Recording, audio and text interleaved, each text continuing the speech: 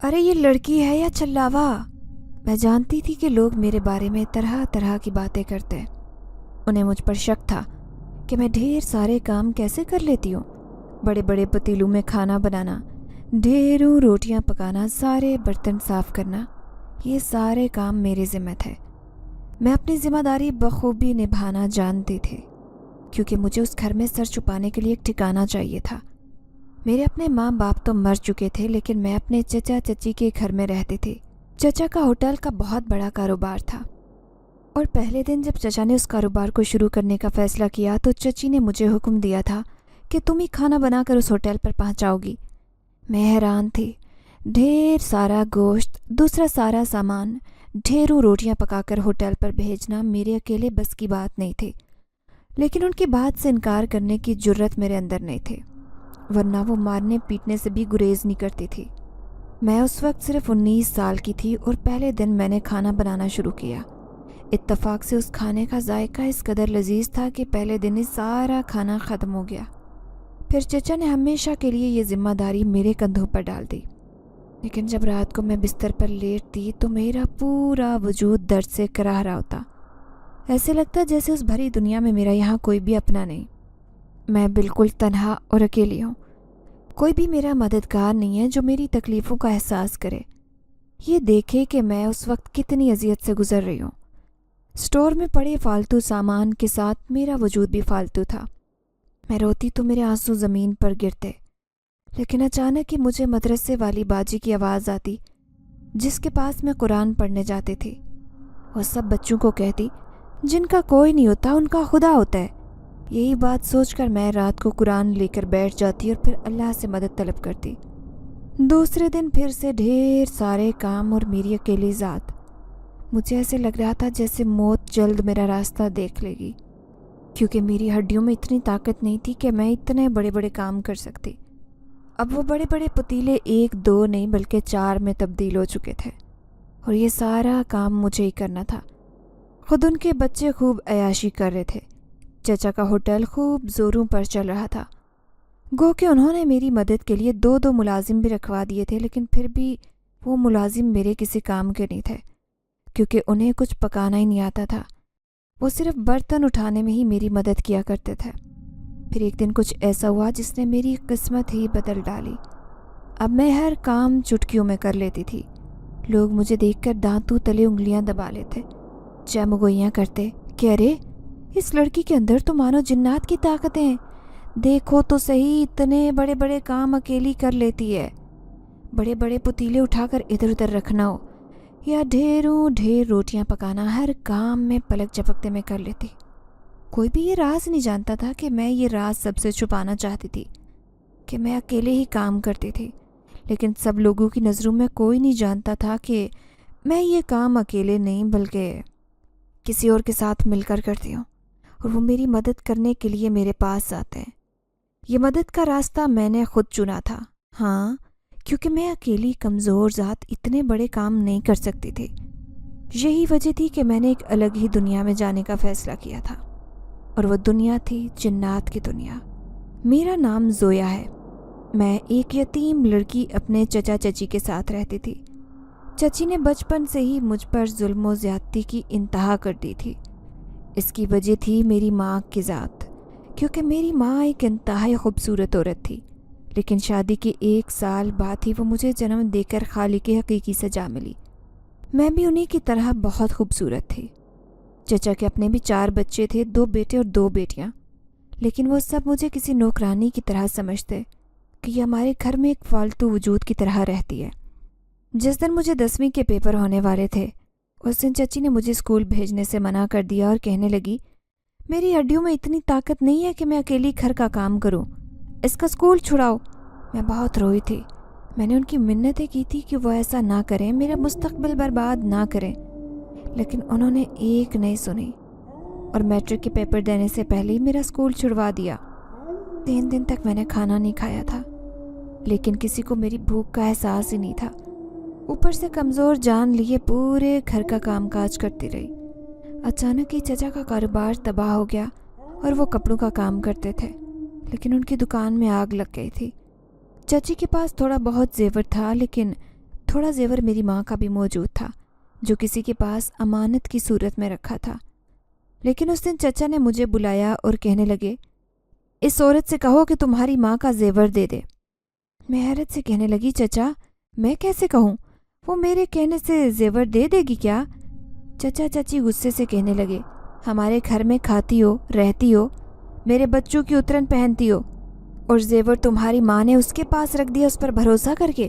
फिर हम क्यों तुम्हें पालें, तुम भी उसके घर चली जाओ।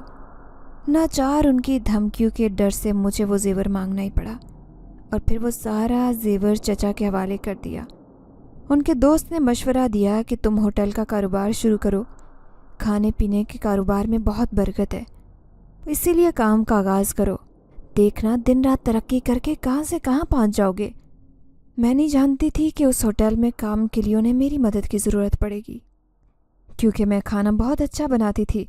मोहल्ले पड़ोस में भले ही कोई दावत हो या फिर कोई मिलाद, अक्सर ही चची मुझसे वो खाना पकवाती और बदले में मिलने वाला मुआवजा वो खुद अपने पास रख लेती। ऐसे ही चचा ने जब अपना कारोबार शुरू किया तो उन्होंने मुझे खाना पकाने के लिए कहा। मैं बुरी तरह से थक कर चूर हो गई थी, लेकिन चची बार बार मुझे कह रही थी कि खाना बहुत अच्छा होना चाहिए जो ग्राहकों को पसंद आ जाए। फिर मैंने ऐसा ही किया, और मेरी बदकिस्मती थी कि चचा की खुशकिस्मती, पहले दिन ही खाना ग्राहकों को बहुत पसंद आया। फिर तो ये जिम्मेदारी मेरे ऊपर ही आ गई। अब थकन से चूर चूर वजूद लिए मैं घर का काम करती। मेरी नाजुक जान बिल्कुल तबाह बर्बाद हो गई। लेकिन इतने बड़े बड़े पतीलों को धोना, फिर उनमें खाना पकाना, ये सब मेरे कंधों पर आ गया था। फिर उस दिन मैं स्टोर में बैठी अपनी माँ की तस्वीर से बातें कर रही थी, जब अचानक ही मुझे हलचल सी महसूस हुई। ऐसे लग रहा था जैसे मेरे अलावा भी यहाँ पर कोई मौजूद हो। मैं रोते रोते नीचे ज़मीन पर ही लेट कर सो गई, लेकिन आधी रात को एहसास हुआ जैसे किसी ने मेरे आंसू साफ किए हों। मैं हैरत से आंखें खोले ये मंजर देख रही थी। किसी का चमकता हुआ चेहरा मेरे सामने था, वो बड़ी बड़ी खूबसूरत काली आंखें। मैं हैरत से उस नौजवान को देख रही थी, घबरा कर उठने वाली थी कि ये कौन है जो इस इस्तेहकाक से मेरे कमरे में बैठा है। लेकिन मैं बेबसी से ऐसे बैठी रही जैसे मेरे जिस्म में जान ही ना हो। वो कहने लगा, मैं हूं ना तुम्हारे साथ, आज के बाद मैं तुम्हारी मदद करूँगा, तुम्हें परेशान होने की ज़रूरत नहीं है। लेकिन दूसरे दिन जब मैं उठी तो मेरे अंदर अजीब सी ताकत आ गई थी। मैं खाना पकाते पतीलों को इधर उधर करने लगी। हालांकि इससे पहले तो वो मुझसे सिरकाए भी नहीं जाते थे, लेकिन मैं अपने अंदर बहुत तब्दीली देख रही थी। अकेली सारा खाना पकाते मैं इर्द गिर्द से बेनियाज थी, लेकिन मेरी ज़ुबान पर मुसलसल नात शरीफ का जिक्र था। मैं नात पढ़ते हुए वो खाना पका रही थी और मुझे बहुत अच्छा लग रहा था। अचानक ही ढेर सारे कबूतर आकर मेरे पास बैठ गए। मैंने थोड़े से चावल निकाले और उन कबूतरों के सामने डाल दिए। वो सब जल्दी जल्दी वो खाने लगे, लेकिन एक सफ़ेद कबूतर मुझे देख रहा था। उसकी चमकदार काली आंखों को देखकर मुझे उससे मोहब्बत हो गई। मैं बड़े प्यार से उसे अपने पास बुलाने लगी। फिर मैंने उसे अपनी गोद में बिठा लिया और खाना पकाते मैं उन सारे कबूतरों के सामने नात पढ़ रही थी। तभी चची ने मुझे देख लिया। उन्हें मेरे चेहरे पर ज़रा भी खुशी अच्छी नहीं लगती थी। तभी चिल्लाते हुए कहने लगी, कितनी देर हो गई है, अब तक तुझसे खाना नहीं बना, होटल पर जाने का वक्त हो गया है। मैं बड़े आराम से कहने लगी, चची अभी वक्त है, जब तक होटल के मुलाजिम आकर खाना लेने आएंगे तैयार हो चुका होगा। पहली बार मैंने उन्हें जवाब दिया था। वो जिस सी होकर वापस चली गई। मैंने देखा कि वो सारे कबूतर उड़कर भाग गए थे, लेकिन वो कबूतर सामने दीवार पर जाकर बैठ गया। अब तो जैसे रोज़ ही उसका ठिकाना वो दीवार थी। सारे कबूतर आते चावल वगैरह खाकर चले जाते, लेकिन वो मेरे सामने ही बैठा रहता। उसकी काली आंखें मुझे किसी बेबसी का एहसास दिलाती थी। लेकिन अचानक ही एक दिन वो मेरी गोद में आकर बैठा। मैंने बड़े प्यार से उसके सर पर हाथ रखा। मेरा तो दिल दहल गया। ऐसे लग रहा था जैसे कोई सख्त सी चीज़ उसके सर में फंसी हो। मैंने जैसे ही उसको निकालना चाहा, अचानक ही वो बुरी तरह से चीखने लगा और मेरे सर के इर्द-गिर्द चक्कर काटने लगा। फिर उठकर सामने वाली दीवार पर जाकर बैठ गया। मेरा दिल धक से रह गया। ज़रूर कोई वजह थी, वरना ऐसे तो कबूतर कभी तकलीफ से नहीं गुजरता। फिर उस रात मैं सो रही थी जब मेरे पाँव की कोई मालिश करने लगा। मेरे पाँव में बड़ी तकलीफ़ थी, लेकिन अब सुकून मिल रहा था। मैं एक सुरूर की कैफियत में थी। आंखें खोलकर उस शख्स को देखना चाहती थी जो मेरे साथ मेरे कमरे में मौजूद था, लेकिन मैं जानती थी कि जैसे ही आंखें खोलूंगी तो मेरे सामने से गायब हो जाएगा। इसलिए मैं ऐसे ही आंखें बंद करके लेटी रही। रोज़ाना एक नई ताकत तवानाई में अपने अंदर महसूस करती। ये बात सारे लोगों ने नोट कर ली थी। तभी चची की बेटी शबनम अपनी माँ से कहने लगी, अम्मा, ये खाना पकाते हुए कुछ पढ़ती रहती है। मुझे लगता है कि हम पर कुछ अमल वगैरह कर रही है। उसकी बात ने मुझे दुख में मुब्तला कर दिया था। तभी चची कहने लगी, ऐसा हो गया तो मैं इसकी ज़ुबान काट दूंगी। तू जानती नहीं कि तेरी माँ कैसी औरत है? उसके आगे कोई परिंदा भी पर नहीं मार सकता। फिर उस दिन चची ने मुझे बालू से पकड़ लिया और कहने लगी, सच सच बता, तू खाना पकाते हुए क्या पढ़ती रहती है? कहीं तो हमारा घर बर्बाद तो नहीं करना चाहती? मेरी आंखों में आंसू आ गए। मैं कहने लगी, चची कैसी बातें कर रही हो? मैं भला ऐसा क्यों करूँगी? अच्छा, तो फिर ज़ेरे लब क्या गुनगुनाती रहती है? अचानक तेरे अंदर इतनी ताकत कहाँ से आ गई? पहले तो तू इतनी कमज़ोर और बीमार लड़की नज़र आती थी, लेकिन अब ऐसे लगता है कि जैसे 20 लोगों की ताकत तुझ अकेली के अंदर आ गई है। वो मुझे मशकूक नज़रों से देख रही थी। फिर शबनम भी तेज़ लहजे से कहने लगी, हाँ अम्मा, अक्सर ही मैंने इसे रात को जागते हुए देखा है। ये सहन में फिरती रहती है, कभी छत पर भी जाती है रात के 12 बजे। इससे पूछो तो सही कि आखिर ये क्या करती फिर रही है। उन्होंने एक हंगामा खड़ा कर दिया था। अजीब तमाशा लग गया था। मैं तो उनकी इतनी खिदमत का काम करती थी, फिर भी वो मुझसे खुश नज़र नहीं आती। मैं मुसलसल रोए जा रही थी कि अचानक ही चचा होटल से आ गए। चची कहने लगी, तेरी भतीजी हम पर अमल करवा रही है, हमारा घर बर्बाद करने के लिए, ताकि हमारा कारोबार भी तबाह हो जाए। चचा बेयकीनी से मुझे देख रहे थे। फिर गुस्से से कहने लगे, ये ऐसा नहीं कर सकती। वैसे भी इसके हाथ का जायका मेरे होटल पर चलता है, लोगों को इसके हाथ का जायका पसंद है। तुम इसे ऐसा ना कहो, ऐसा ना हो कि ये घर छोड़कर चली जाए। चचा ने उसी वक्त चची और शबनम को खामोश करवा दिया। मेरी भी जान में जान आई, लेकिन ये हकीकत थी कि मैं रात के 12 बजे छत पर जाती थी, क्योंकि मुझे अपने कमरे में बहुत घुटन महसूस होती। वहाँ जाती तो मुझे सुकून मिलता। फिर उस दिन मैं रात के 12 बजे बैठकर किसी से बातें कर रही थी। वो कौन था ये बात कोई भी नहीं जानता था, लेकिन मुझे उससे बातें करके सुकून मिलता था। फिर मैं चुपके से सहन में आई। यहाँ कोई भी नहीं था। मैं नहीं चाहती थी कि शबनम या कोई और मुझ पर नज़र रखे, इसलिए मैंने उससे पूछा कि कौन कौन यहाँ मेरा दुश्मन है, कौन चाहता है कि मैं बर्बाद हो जाऊँ। उसने अपनी काली स्याह आंखों से मुझे देखा और कहने लगा, मेरे होते हुए तुम्हें कोई कुछ नहीं कह सकता। उस दिन तुम्हारे चचा का वजूद नहीं, बल्कि मैं बात कर रहा था। उन सब के सामने मैं ऐसे ही तुम्हारी तरफदारी करता रहूँगा। यह सुनकर तो जैसे मैं हवाओं में उड़ने लगी। कहाँ मेरी जैसी कमज़ोर और कम हिम्मत लड़की, और कहाँ अब मुझे उस ताकतवर वजूद का साथ मिल गया था। लेकिन उस दिन वो हुआ जिसकी मुझे उम्मीद नहीं थी। सारे पतीलों में खाना पक रहा था, जबकि मैं अंदर स्टोर में खड़ी अपने बाल संवार रही थी। लंबे लंबे बाल बहुत खूबसूरत थे। चची मुझे पीछे खड़ी तेज़ नज़रों से घूर रही थी। अगर तू यहाँ है तो खाना कौन पका रहा है? उनकी आंखों में शक था। मेरे पैरों तले से ज़मीन निकल गई। वो राज जिसे मैं सबसे छुपाना चाहती थी सबके सामने अयान हो जाए। मैं जल्दी से कहने लगी, मैं खाना दम पर रख कर आई हूँ, बस पकने ही वाला है। लेकिन चची ने जैसे ही पतीला उठाकर देखा, खाना भी पकना शुरू हुआ था। उन्होंने मेरा झूठ पकड़ लिया। फिर कहने लगी, देख, साफ साफ बता दे, जो कुछ भी आजकल तू करती फिर रही है ना, मैं तुझ पर शक ज़रूर कर रही हूँ। ज़रूर कोई अनहोनी बात है।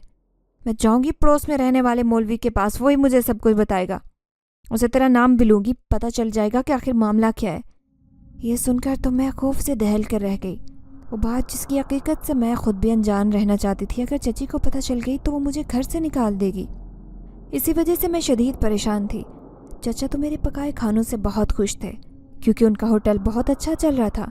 लेकिन चची की निगाहों में मेरे लिए शक था, और वो शक बिल्कुल ठीक था। वो रात मुझे भूले से बिना भूलती थी। उस दिन जब मैं खाना पका कर हटी तो बुखार से मेरा जिस्म जल रहा था। ऐसे लग रहा था जैसे मैं मरने वाली हूँ। मुझे शिद्दत से माँ बाप की याद आ रही थी। जब भी मुझे अपने माँ बाप की याद आती, मैं उस कब्र पर जाना नहीं भूलती थी। अभी रात का वक्त था, 11 बज रहे थे। पूरे घर में सन्नाटा था, लेकिन मेरी खबरगिरी करने वाला कोई नहीं था। मैं आंसू साफ करती उठी, अपनी चादर ली, और पहले अपने ऊपर होने वाले जुल्म व ज़्यादती की वजह से मैं मजबूत हो चुकी थी। अब कोई बात मेरे दिल पर असर नहीं करती थी, ना ही खौफ किसी किस्म का, ना कोई डर। मैं चुपके से घर से निकली। मेरा रुख उसी पुराने कब्रिस्तान की तरफ था जहाँ आज से 20 साल पहले मेरे माँ बाप को दफनाया गया। मैं उनकी कब्र पर बैठकर आंसू बहा रही थी। कब्र में इस कदर सन्नाटा था कि मच्छर के बोलने की आवाज़ भी सुनाई देती। ऊपर से चमगादड़ों की भयानक आवाज़ें, दूर कुत्तों के भौंकने की आवाज़ें भी मेरे कानों में महसूस हो रही थी। मुझे यहाँ आकर सुकून मिल रहा था। ठंडी हवाएं चल रही थी और कब्रिस्तान में फैला सन्नाटा मुझे बता रहा था कि वहाँ उस वक्त मेरे अलावा कोई नहीं। मैं अपनी माँ की कब्र पर सर रखकर रो रही थी कि अचानक किसी ने मेरे सर पर हाथ रखा। मैं घबरा कर उठी। वो एक खूबसूरत नौजवान था जो मेरे सामने बैठा था।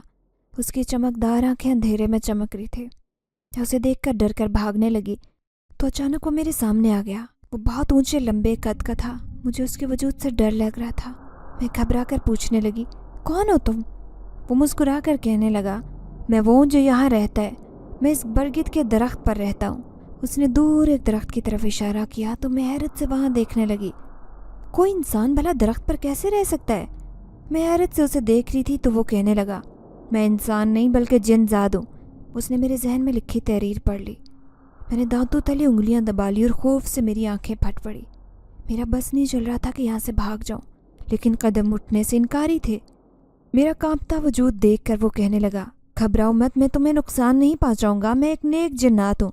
आधी रात को यूं किसी खूबसूरत लड़की को कब्रिस्तान में रोते देखा तो बहुत तरस आया, इसीलिए तुम्हारे सामने आने पर मजबूर हुआ हूँ। मैं तो तुम्हारी मदद करने आया हूँ। बताओ क्या परेशानी है तुम्हें? मेरी आंखों में आंसू आ गए। आज तक किसी ने मुझसे मेहरबान लहजे में बात नहीं की थी। मेरी आंखों से आंसू टिप टिप ज़मीन पर गिरने लगे।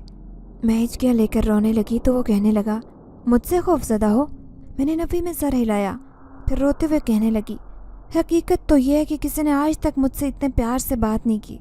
ये सुनकर वो मुस्कुराया और कहने लगा, तुम बहुत खूबसूरत हो, बिल्कुल किसी शहजादी की तरह। आज के बाद अकेली नहीं बल्कि मैं तुम्हारे साथ हूँ। बताओ तुम्हें क्या परेशानी है? मैं वहीं दरख्त के नीचे बैठ गई जबकि वो मेरे सामने बैठा था। हालांकि वो जिन्नजात था लेकिन मुझे उससे खौफ महसूस नहीं हुआ, क्योंकि ऐसे लग रहा था कि कोई मेहरबान मुझसे मेरी परेशानी पूछ रहा है। मैंने उसके सामने अपने हाथ आगे किए। हाथों पर बड़े बड़े बड़े छाले और जलने के निशान थे। मैं इस अजियत से गुजर रही थी लेकिन कोई मेरी अजियत देखने वाला नहीं था। इन्हीं हाथों से मैं रोज़ाना ढेरों खाना पकाती थी। तभी उसने अचानक मेरे हाथों पर अपना हाथ फेरा। मेरे जिस्म को एक ज़ोरदार झटका लगा। ऐसे लगा कि जैसे सारा दर्द मेरे जिस्म से गायब हो गया और वो जलने के निशान और ज़ख्म बिल्कुल ठीक हो गए थे। मैं हैरत से बुत बनी उसे देख रही थी। वो मुस्कुराते हुए कहने लगा, मैं बहुत ताकतवर हूँ। मेरे वजूद का तुम्हें एहसास नहीं, और जिस दिन हो गया उस दिन तुम कहोगी कि तुम्हारी ज़िंदगी से कभी वापस नहीं जाऊँ। आज के बाद तुम अकेली नहीं बल्कि मेरी ताकत तुम्हारे साथ है। क्या तुम इसी घर में रहना चाहती हो? वो मुझसे पूछ रहा था। मैं उदास लहजे से कहने लगी, मेरे पास और कोई ठिकाना नहीं, लेकिन मैं चाहती हूँ कि जो ढेर सारा काम करती हूँ उसकी थकन मेरे वजूद पर हावी ना हो। मैं भी एक आम इंसान की तरह ज़िंदगी गुजारूँ। क्या फ़ायदा इतने काम करने का जब भी किसी इंसान को इस चीज़ का एहसास ही ना हो। वो कहने लगा, ठीक है, आज के बाद तुम काम नहीं करोगी बल्कि तुम्हारी जगह वो सारा काम मेरी ताकत करेगी। तुम्हारे जिस्म में ज़रा भी उस काम से तकलीफ़ नहीं होगी। उसने मुझसे वादा कर लिया। फिर वो मुझे घर तक छोड़ गया। उस दिन के बाद से मेरी ज़िंदगी बदल गई। सब लोग मेरे बारे में अजीब बातें करते कि मैं इतना काम कैसे करती हूँ। मेरे अंदर भी इंसानों की ताकत कहाँ से आई, लेकिन ये राज भी कोई नहीं जानता था। इस राज को मैं अपने सीने में दफन करके रखना चाहती थी और उसकी बेटी ने मुझे देख लिया था। मैं बड़ी खुश रहने लगी, अपना ख्याल रखने लगी थी। उन दोनों माँ बेटी को इसी बात की जलन थी कि मैं जो अपनी खूबसूरती का पहले ध्यान नहीं रखती थी, ना ही मुझे किसी चीज़ का इल्म था। मैं इस दुनिया से बेनियाज हो चुकी थी क्योंकि उन्होंने मुझ पर काम का इस कदर बोझ लादा था कि अब मुझे सब कुछ अच्छा लगने लगा। इस दुनिया से भी मुझे मोहब्बत होने लगी थी। ऐसे लग रहा था कि ज़िंदगी मेरे लिए कुछ है। अब जो कुछ चची ने मुझे धमकी दी थी कि वो मौलवी के पास जाएगी और पूछेगी कि आखिर मैं क्या कर रही हूँ, तो ये सोचकर मेरी जान निकल गई कि कहीं मौलवी साहब उन्हें ये ना बता दें कि वो घर का जो काम है वो मैं नहीं बल्कि वही जिन्नजात करता है। वो मेरी मदद करवाने उस घर में आ चुका था और उसी स्टोर में रह रहा था जहाँ पर मैं रहती थी, लेकिन किसी को इस बात का इल्म नहीं था। इसलिए मैं परेशान थी और फिर उस रात मैं उससे कहने लगी कि तुम यहाँ से चले जाओ, ऐसा ना हो कि ये लोग तुम्हें कोई नुकसान पहुँचा दें। یہ سن کر وہ مسکرا دیا اور کہنے لگا، جیسے ہی خطرہ میرے نزدیک آئے گا یا اگر تمہاری چچی اس مولوی کو لے کر اس گھر میں آئے گی تو میں یہاں سے غائب ہو جاؤں گا، اسے کچھ پتہ نہیں چلے گا۔ میں کسی صورت نہیں چاہتی تھی کہ وہ میری زندگی سے جائے، لیکن اسے کوئی نقصان پہنچے میں یہ بھی نہیں چاہتی تھی، اسی لیے میں نے اسے یہ پہلے ہی بتا دیا تھا۔ چچی اور شبنم کو شک تھا کہ میں ان کے اوپر کچھ کروا رہی ہوں۔ ان کا گھر برباد کرنے کے لیے میں اکثر ہی جب اپنے اسٹور نما کمرے میں گھٹن محسوس کرتی تو چھت پر چلی جاتی، وہیں وہ میرے سامنے آ جاتا۔ میں اس سے بے خیالی میں باتیں کرتی، لیکن میں نے غلطی کی، سوچا نہیں کہ اگر کسی نے مجھے دیکھ لیا تو وہ مجھ پر طرح طرح کے شک کریں گے، اس لیے مجھے یہ نہیں کرنا چاہیے تھا۔ اس دن شبنم نے مجھے دیکھ لیا تھا، تبھی تو اس نے اپنی ماں کو بتا دیا کہ میں اوپر چھت پر جا کر کسی غیر فطری مخلوق سے بات چیت کرتی ہوں اور میرے لب خود بخود حرکت کرتے ہیں، حتیٰ کہ کھانا پکاتے ہوئے بھی زیر لب کچھ پڑھتی ہوں۔ یہ میری شروع کی عادت تھی، لیکن اب یہ لوگ اس بات کو نہیں سمجھتے تھے۔ پھر آخر کار چچی نے جو کہا وہ سچ کر دکھایا۔ اگلے دن ایک مولوی آتا مجھے دکھائی دیا۔ مولوی کمرے میں بیٹھا تھا جب چچی نے مجھے آواز دے کر بلایا۔ میں خوف سے تھر تھر کانپ رہی تھی، ایسے لگ رہا تھا جیسے آج میرا پردہ فاش ہوگا۔ وہ مولوی چچی کو بتا دے گا کہ میں اس گھر میں جنات لائی ہوں، جو سب کی نظروں سے چھپ کر میری مدد کرتا ہے۔ اب میں کیا کروں؟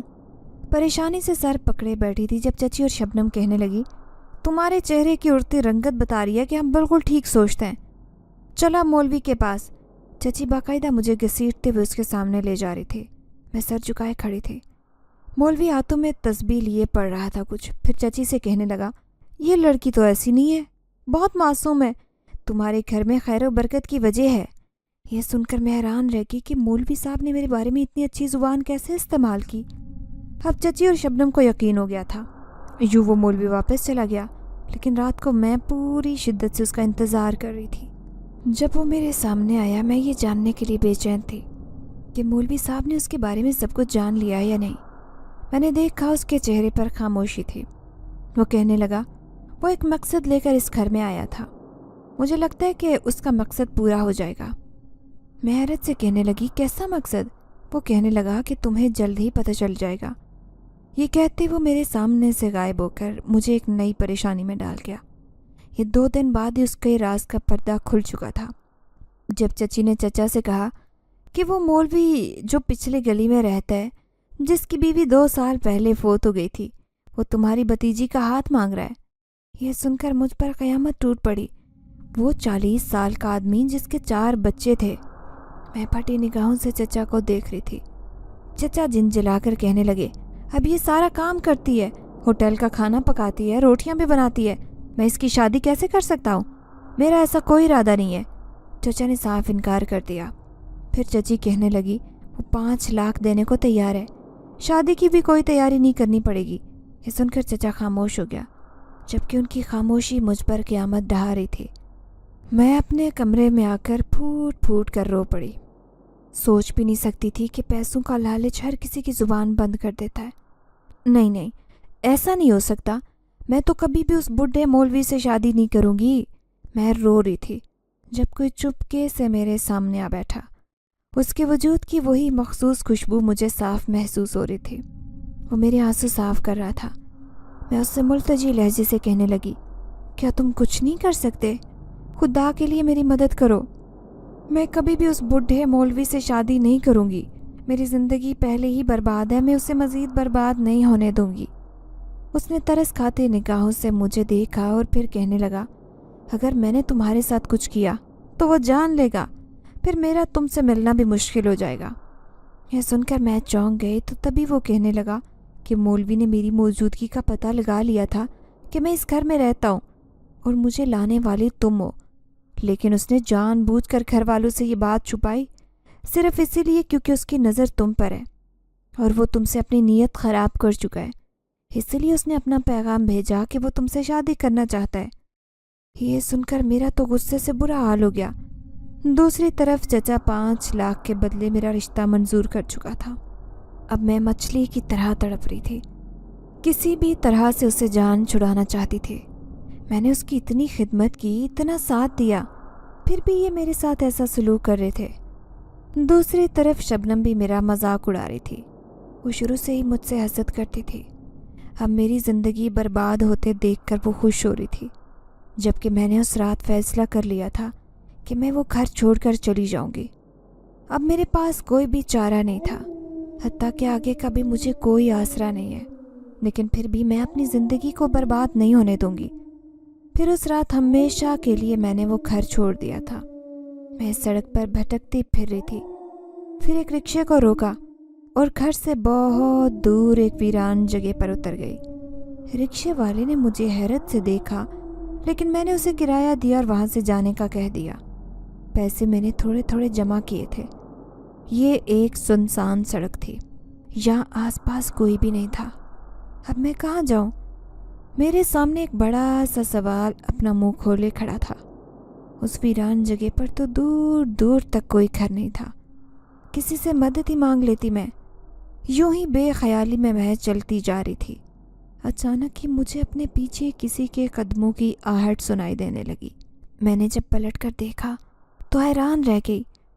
وہ ایک عورت ہی تھی جو میرے پیچھے پیچھے چلی آ رہی تھی۔ میں بہت زیادہ حیران تھی، جبکہ یہاں پر تو کسی آبادی کا نام و نشان بھی نہیں تھا۔ تو پھر یہ عورت کہاں سے آئی؟ میں اسے دیکھ کر تھوڑی خوفزدہ ہو گئی، لیکن وہ میرے پاس آ کر کہنے لگی، کیا ہوا لڑکی؟ اکیلی کہاں جا رہی ہو؟ اس کی آواز بڑی کھردری اور عجیب تھی، جبکہ لہجہ بھی سپاٹ تھا۔ میں کہنے لگی کہ میں کسی ٹھکانے کی تلاش میں ہوں، اپنا گھر چھوڑ آئی ہوں کسی مجبوری کی وجہ سے۔ وہ کہنے لگی، اچھا ٹھیک ہے، دیکھو رات کا وقت ہے اور یہاں پر خطرہ ہے، اس لیے تم میرے ساتھ چلو، وہ سامنے ہی میرا گھر ہے۔ اس نے انگلی سے سامنے کی طرف اشارہ کیا تو میں حیران رہ گئی۔ سچ مچ میں ہی وہاں پر ایک گھر نظر آ رہا تھا۔ کچا سا گھر تھا، لیکن رہنے کے قابل تھا۔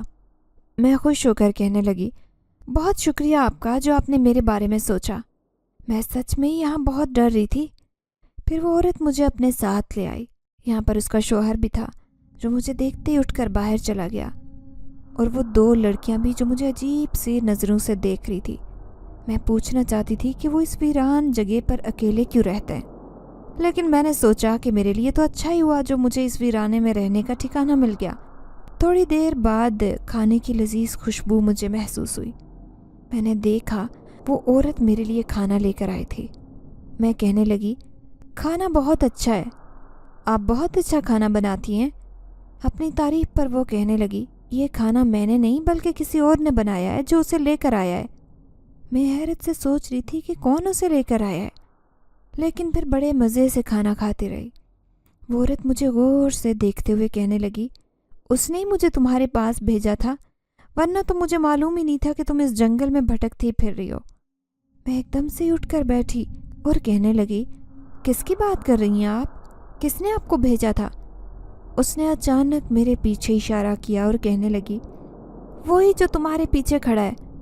میں نے پلٹ کر دیکھا اور جیسے پتھر کی ہو گئی تھی۔ وہ جن ذات میرے پیچھے کھڑا تھا، مجھے محبت بھری نظروں سے دیکھتا ہوا وہ بہت عجیب لگ رہا تھا، جبکہ میں تھوڑی خوفزدہ تھی۔ میں حیرت سے سوچنے لگی کہ اس عورت کو بھی یہ دکھائی دے رہا ہے۔ یہ بات اس نے میرے ذہن سے پڑھ لی تھی۔ تبھی وہ کہنے لگا، یہ پورا خاندان جنات کا خاندان ہے، یوں سمجھ لو کہ یہ میرا ہی خاندان ہے۔ اب تو میں خوف سے تھر تھر کانپنے لگی۔ میں اتنی دیر سے جنات کے بیچ میں تھی اور مجھے پتہ ہی نہیں تھا۔ میں اٹھ کر یہاں سے بھاگنا چاہتی تھی، پھر دل میں خیال آیا کہ اس جن زادے نے مجھے تو کوئی نقصان نہیں پہنچایا، تو پھر یہ کیسے پہنچا سکتے ہیں؟ بلکہ وہ تو میری مدد کر رہے تھے۔ وہ جن زادی وہاں سے باہر چلی گئی تو وہ میرے سامنے آ کر کہنے لگا، آؤ میں تمہیں جنات کی دنیا کی سیر کرواتا ہوں۔ میں جیسے ہی باہر نکلی تو سامنے جیسے ایک الگ ہی دنیا تھی۔ قدم قدم پر ایسے ہی گھر بنے ہوئے تھے جہاں پر جنات اپنے خاندان کے ساتھ رہائش پذیر تھے۔ میں حیرت سے سوچ رہی تھی کہ ان کی بھی اپنی بستی ہوتی ہے، ہنستے ہیں، جیتے ہیں، ایک دوسرے کی مدد کرتے ہیں، یہ بالکل انسانوں کی طرح اپنی زندگی گزارتے ہیں۔ میں سر جھکا کر کہنے لگی، آخر اب میرا ٹھکانہ کون سا ہوگا؟ میں کہاں جاؤں؟ اب تو میں اپنے گھر کو بھی چھوڑ کر آ گئی ہوں، میں واپس بھی نہیں جا سکتی، ورنہ چچا مجھے جان سے مار دیں گے۔ وہ کہنے لگا، پریشان مت ہو، تمہارے لیے ٹھکانے کا بندوبست میں کروں گا۔ जिस तरह तुम एक नेक लड़की हो उसी तरह तुम्हें कोई नेक इंसान मिलना चाहिए। मैं परेशानी से कहने लगी, लेकिन मैं इस जिन्नात की बस्ती में तो नहीं रह सकती, ये सब मुझसे बहुत अलग है। वो कहने लगा, तुम यहाँ नहीं रहोगी, लेकिन मैं तुम्हें खुद कहीं और छोड़ कर आऊँगा। वो तुम्हें अपने घर में जगह देंगे, ये मेरा तुमसे वादा है। मैंने उसकी बात पे यकीन कर लिया था। अभी मैं उसी घर के अंदर मारे थकन के नीचे फर्श पर ही लेटकर सो गई थी, लेकिन सुबह जब आँख खुली तो मेरे दाएं बाएं कुछ भी नहीं था, बस एक वीराना ही वीराना था, और मैं यहाँ पर तन्हा सूरज की रोशनी सर पर थी। मैं हैरान थी कि वो सब कहाँ चले गए।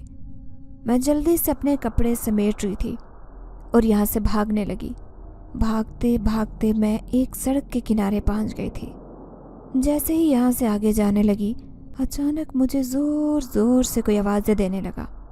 मैंने पलट कर देखा, मेरे पीछे एक नौजवान था जो बिल्कुल अजनबी था, लेकिन वो मुझे ऐसे देख रहा था जैसे मुझे जानता हो।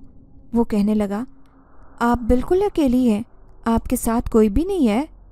मुझे उसके ऊपर गुस्सा आया। मैं उससे पीछा छुड़ा कर जाना चाहती थी वहाँ से, लेकिन वो मुसलसल मेरा पीछा कर रहा था। हालांकि वो शक्ल से तो शरीफ नज़र आता था, लेकिन अचानक ही उसने मुझे अपने बाजू से पकड़ लिया।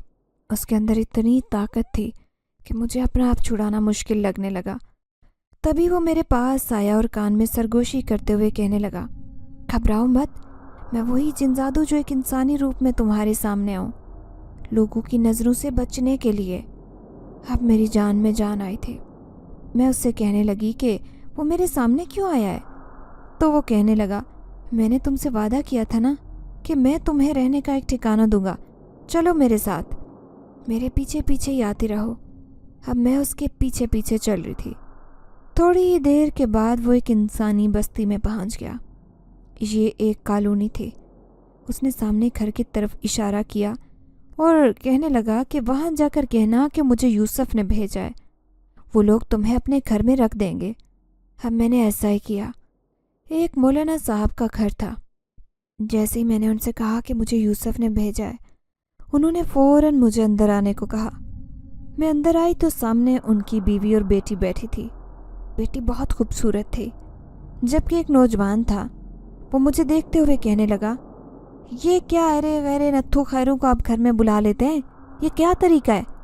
उसे मेरे आने पर एतराज़ था। मौलाना साहब ने उसे चुप रहने का इशारा किया और कहने लगा, किसी ने मुझसे कहा है इससे रखने को, इसका कोई ख़ास ताल्लुक़ होगा, जब भी तो कहा है, इसलिए तुम्हें एतराज़ करने की ज़रूरत नहीं है। वो झिंझला कर कहने लगा, एक तो आपकी इन गैर फितरी बातों से मैं परेशान हो जाता हूँ। न जाने कब आपको ये बात समझ में आएगी कि हमें ऐसी चीज़ें नहीं करनी चाहिए, कल को हमें कोई नुकसान भी पहुँच सकता है। मौलाना साहब कहने लगे, कैसा नुकसान? हमारा राब्ता नेक मखलूक के साथ है, बदफितरत के साथ नहीं, इसलिए तुम्हें परेशान होने की ज़रूरत नहीं। उन्होंने मुझे घर में रहने की इजाज़त दी। मैं यहाँ आकर खुश थी, लेकिन हर रात जिसे मेरी नज़रें तलाश करती थी वो मेरे सामने नहीं आ रहा था। मुझे बहुत गुस्सा आ रहा था कि वो मेरे सामने क्यों नहीं आता। फिर उस रात मैं छत पर खड़ी थी जब अचानक मुझे अपने पीछे आहट सी महसूस हुई। मैंने पलटकर देखा तो वो सामने खड़ा था। उसे देखकर मैं खुश हो गई। नाराज़गी से कहने लगी कि तुम मेरे सामने क्यों नहीं आते। तो वो कहने लगा, इस घर में मैं ज़्यादा नहीं आ जा सकता, यहाँ से हमारी बस्ती बहुत दूर है, लेकिन मुझे खुशी है कि मैंने तुम्हें महफूज हाथों में सौंप दिया है, अब तुम्हें कोई नुकसान नहीं होगा। ये सुनकर मैं भी खुश हो गई। फिर मैं उससे बातें करने लगी, लेकिन अचानक ही गुस्से से भरी आवाज़ मेरे कान से टकराई, यहाँ क्या कर रही हो तुम? मैंने पलट कर देखा, मौलाना साहब का बेटा मेरे पीछे खड़ा था। वो जिनजाद एकदम से गायब हो गया, जबकि मैं घबरा गई। उसे पहले ही मेरे यहाँ आने पर एतराज़ था। फिर वो मेरे पास आकर कहने लगा, यहाँ रहना है तो तरीके से रहो, वरना तुम्हें घर से निकाल दूंगा। ये सुनकर मेरे पैरों तले से ज़मीन निकल गई। मैं हैरान थी कि वह ऐसे क्यों कह रहे, जबकि मैंने तो कुछ भी नहीं किया था। सर झुकाकर खामोशी से चली आई, लेकिन आइंदा मैंने फ़ैसला किया था कि कभी भी उस जिनजात से मुलाकात नहीं करूँगी। फिर एक दिन मौलाना साहब आकर कहने लगे, आज मैं मदरसे में बहुत बड़ी न्याज बांटना चाहता हूँ। मैं जल्दी से कहने लगी, न्याज का खाना मैं बनाऊँगी, کیونکہ مجھے عادت ہے بہت سارا کھانا بنانے کی۔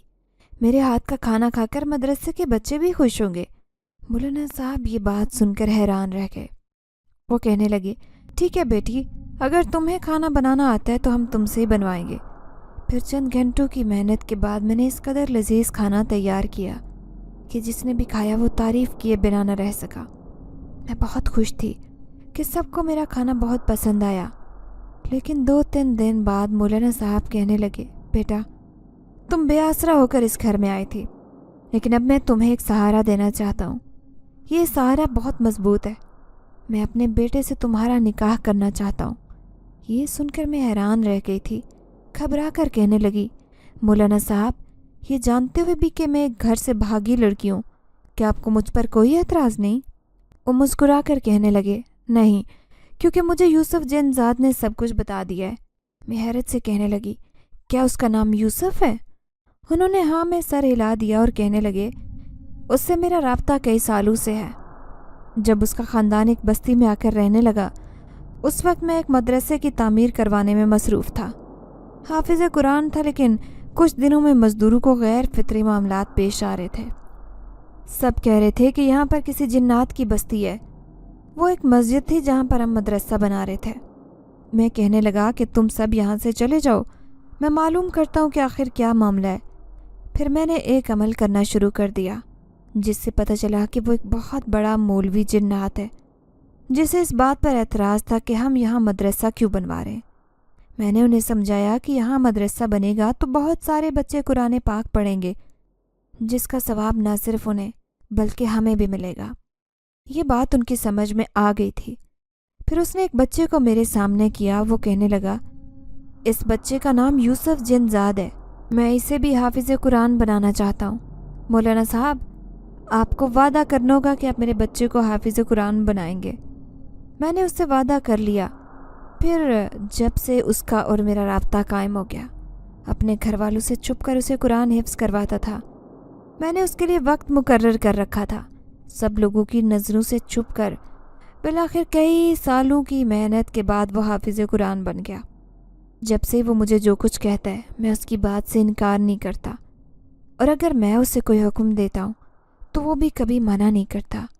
اس لیے میرا اور اس کا احترام اور محبت کا رشتہ ہے۔ تم کبھی بھی اس بات سے پریشان نہ ہو، میں تمہارے بارے میں سب کچھ جانتا ہوں اور وہ نیک لوگوں کی مدد کرتا ہے۔ میں یہ بات بھی اچھی طرح سے جانتا ہوں۔ اب میں ساری حقیقت جان گئی تھی، لیکن پھر بھی مجھے بہت زیادہ ڈر لگ رہا تھا، کیونکہ اس کا بیٹا مجھے ناپسند کرتا تھا۔ ویسے بھی وہ مجھ سے بھلا کیسے ایسے شادی کر سکتا تھا؟ لیکن اس نے اپنے باپ کے فیصلے پر رضامندی دے دی تھی۔ پھر اسی رات بہت سادگی سے میرا نکاح اس کے بیٹے مصطفیٰ سے طے ہو گیا تھا، اور میں اس نیک گھرانے کی بہو بن گئی تھی۔ اب مجھے اپنی قسمت پر بالکل بھی یقین نہیں ہو رہا تھا۔ شاید یہ میری ساری زندگی کے صبر کا پھل تھا۔ پھر مصطفیٰ نے مجھے سہاگ رات میں یہ حقیقت بتائی تھی کہ وہ میرے یہاں آنے پر اس لیے ناراض تھا کیونکہ اس کالونی کے لوگ بابا کے بارے میں عجیب و غریب باتیں کرتے ہیں۔ مجھے اسی بات پر ان سے چڑ ہوتی ہے۔ میں حیرت سے کہنے لگی کہ کیسی باتیں؟ تو وہ کہنے لگا کہ کچھ لوگ کہتے ہیں کہ میرے باپ کے تعلقات جنات کے ساتھ ہیں، تبھی تو آج ہمارا مقام بلندیوں پر ہے۔ وہ سب ہماری خفیہ مدد کرتے ہیں، حالانکہ ہم لوگ پہلے بہت غریب ہوا کرتے تھے، لیکن اب ہمارے حالات بدل چکے ہیں۔ بس لوگوں کی باتوں پر میرا دل برداشت نہیں کر پاتا۔ میں کہنے لگی، آپ کے والد ایک بہت زیادہ نیک انسان ہیں۔ انہوں نے مجھے اس گھر میں پناہ دی اور پھر اپنے بیٹے کی زندگی میں ایک بہت اہم درجہ دے دیا۔ اس گھر میں بھی مجھے ایک مقام مل گیا۔ میں کس منہ سے ان کا شکریہ ادا کروں؟ شاید کہ خدا کو ان کی یہی نیکی پسند ہے، اسی لیے تو وہ ان کو بلند مقام دینا چاہتا ہے۔ مصطفیٰ یہ سن کر مسکرا دیا اور کہنے لگا، جب تم اس گھر میں آئی تھی تو مجھے بہت اچھی لگی تھی۔ پھر میں نے ہی اپنی ماں سے کہا تھا کہ اس لڑکی کو کہیں جانے مت دینا، یوں سمجھ لینا کہ یہ آپ کے بیٹے کی پسند ہے۔ انہوں نے میری پسند جان لی تھی، تبھی تو تمہارا نکاح میرے ساتھ کیا۔ یہ سن کر میں حیران رہ گئی۔ پھر جیسے ایک میری نئی زندگی شروع ہو گئی تھی۔ اب میری زندگی بہت خوبصورت تھی اور میں اس گھر میں بہت خوش رہ رہی تھی، لیکن وہ میرے سامنے ہی نہیں آتا تھا۔ جسے اکثر میری نظریں تلاش کرتی رہتی، لیکن ایک رات وہ میرے سامنے آیا جب میں گھر میں اکیلی تھی۔ وہ میرے سامنے ہی کھڑا تھا جبکہ میں قرآن پاک کی تلاوت کر رہی تھی۔ میری آواز کو غور سے سنتا رہا۔ میں حیرت سے پلٹ کر دیکھنے لگی تو وہ کہنے لگا، تمہاری آواز مجھے شروع سے ہی بہت پسند ہے۔ جب تم نعت پڑھتی تھی اور تلاوت کرتی تھی تو میں بھی تمہاری آواز سنتا تھا۔ میں کہنے لگی کہ تم اب میرے سامنے کیوں نہیں آتے؟ تو وہ بہت اداسی سے کہنے لگا، اس لیے کہ تم اب میری زندگی سے بہت دور جا چکی ہو۔ تم اب ایک انسان کی بیوی بن چکی ہو اور اپنی زندگی میں خوش ہو۔ تمہاری زندگی میں میری کوئی گنجائش نہیں۔ یہ سن کر میں اداس ہو گئی۔ پھر وہ کہنے لگا، اب میں اپنی بستی میں واپس جا رہا ہوں کیونکہ میں اپنی بستی کے بچوں کو قرآن پاک پڑھاتا ہوں اور اس سے مجھے بہت خوشی ملتی ہے۔ میں نے دعا کے لیے ہاتھ اٹھائے اور کہنے لگی، میں تمہارے حق میں بھی دعا کروں گی کہ خدا تمہیں بہت کامیابی دے۔ تم ہمیشہ دوسرے انسانوں کی ایسے ہی مدد کرتے رہو۔ میری بات سن کر وہ مسکرا دیا اور میرے سامنے سے غائب ہو گیا۔ پھر کبھی پلٹ کر میں نے چچا یا چچی کی زندگی میں جانے کی بھی کوشش نہیں کی، کیونکہ وہ ایک نیک جن ذات تھا جو میری زندگی بنا کر چلا گیا تھا، اور آج میں ایک بہت ہی خوبصورت گھرانے کی بہو بن کر اپنی زندگی گزار رہی تھی۔